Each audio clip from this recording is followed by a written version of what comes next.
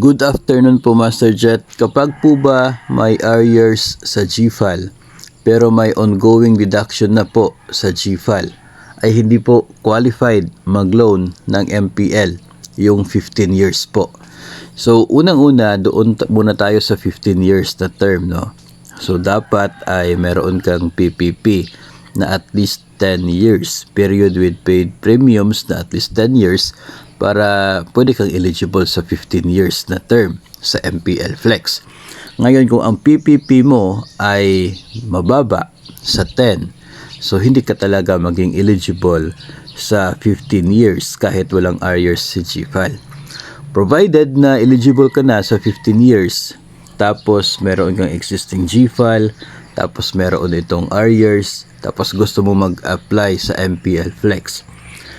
Kung yung balance naman ay kaya pa, no, to pay for the fees of the MPL Flex and the arrears of your GFAL, then pwede ka nang mag-reload. Kasi sa pamamaraan ng MPL Flex, 2% sa gross loan amount ay ibabawas, of course, as service fee. Tapos, yung arrears mo sa emergency loan at sa GFAL, ibabawas din yon from your loan. Bago mo makuha yung net proceeds, ibabawas din sila. So, ibig sabihin yan ay ang mangyayari, liliit yung magiging net proceeds mo if you have arrears sa GFAL. Pero babayaran yung arrears na yon para yung GFAL mo ay magiging active. No, active na naman yung kanyang status at hindi na po siya past due.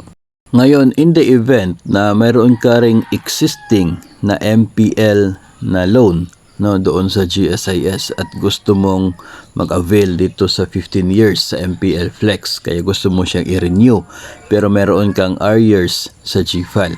So yun po yung titingnan ninyo, yung loan amount less 2% service fee, no, tapos meron pa yung advance interest na siya pong payment from the time na kayo ay nag-apply ng loan until the end of the month na hindi pa magbabayad sa MPL.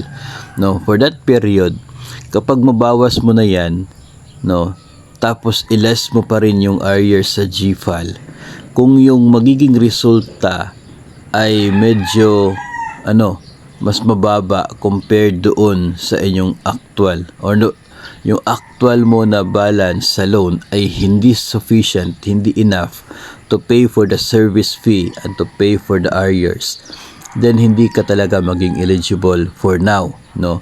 You are still doon ka pa sa level na negative net proceeds. Kapag negative net proceeds, of course, hindi ka pa makakapag-renew sa inyo pong MPL. Kaya kasi hindi pa kayang bayaran ng loan mo, ng balanse ng loan mo o ng bago mong loan application, yung existing balance plus yung fee plus yung arrears. Kaya negative yung net proceeds, and na-explain ko na po yan sa mga previous episodes. Kaya siya naging hindi eligible kahit nga more than 10 years na yung PPP dahil doon, no? Kasi ibabawas yung arrears. Pagkatapos naman nun ay maging active na yung GFAL account niyo, wala na siyang arrears kasi nabayaran na ng MPL Flex.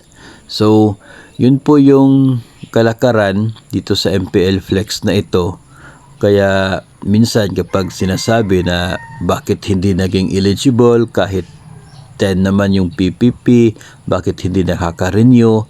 So yun po talaga yung una nating tinitingnan, no, yung balanse ng kanyang loan sa ngayon, tapos yung halaga ng kanyang loan na pwedeng ma-avail, tapos yung service fee, yung mga arrears sa GFAL at sa emergency loan, kung nag-i-exist ba sila, no, bago natin malalaman yung dahilan kung bakit negative net proceeds at bakit hindi pa rin eligible.